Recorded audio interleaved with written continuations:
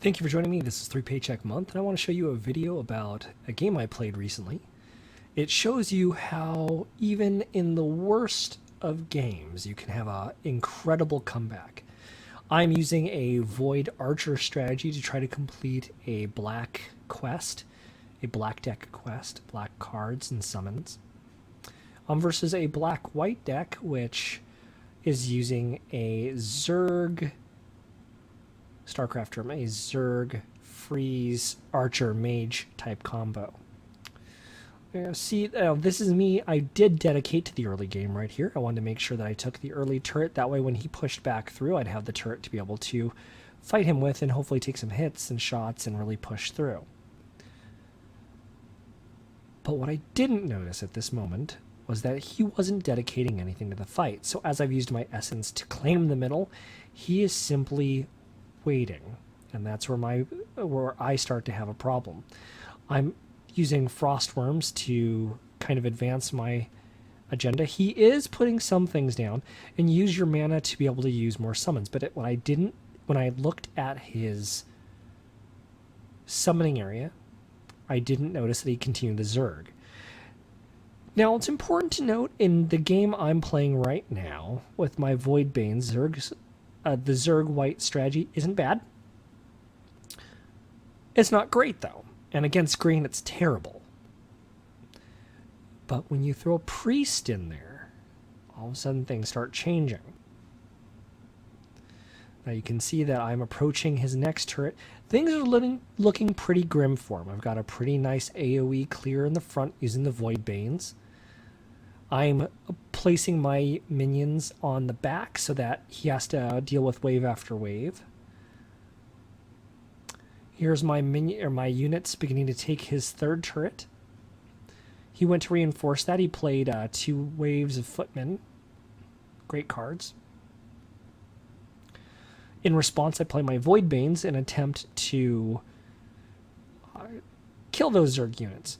Now, I've said in previous videos, and I'll continue to say it here, once you start hitting the Nexus, once your units start hitting the Nexus, they will not hit other units at all until they'll actually be cleared, until the Nexus is dead or whatever. So here is actually the start of the huge comeback from him. So he's in a bad spot right now. He has not a lot of essence. He's fought me a couple times. But here comes the priests. And pretty soon, I hope I showed this on the video, pretty soon his Zerg wave of footmen will appear. And that's where things really start going sideways for me. So his Frostworms, his Zergs, and his priests have moved forward. So I'm no longer advancing. But I don't know this yet because I'm too busy planning my next wave. So here they come. So the Frostworms and the Voidbanes are really going to be problematic for me. Now, see, I tried to fight the secondary line by putting a Voidbane down, which got frozen by a Frostworm.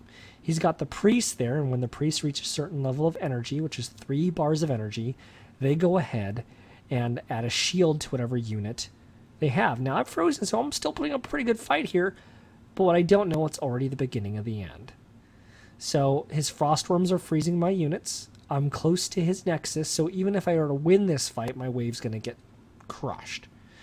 Now, by using that first turret on his side to act as a tank and damage, what I didn't realize is I was also setting myself up for a huge failure because it's allowing his units, the Zerg units, which typically wouldn't be a problem, to massively collect. So he's got waves of priest here, waves of Zerg.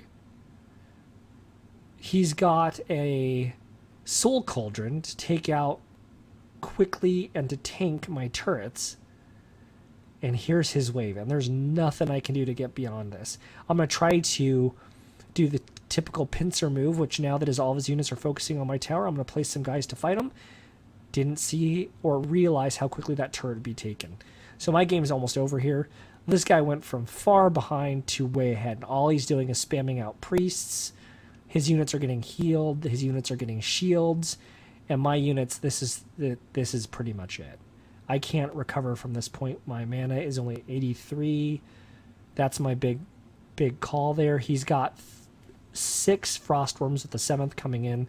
So he's got 7 units he can secure. Plenty of priests. This game is over, but this is the comeback I was talking to you about. How even if the game looks really bleak, this guy had a great strategy for coming back, and I think he purposely gives up early game to get his Soul Cauldrons, to get the Spawn Seed. Look at that. All he's got, he's a very good rounded deck. I have melee and ranged, but I just wasn't able to put up with that kind of healing factor.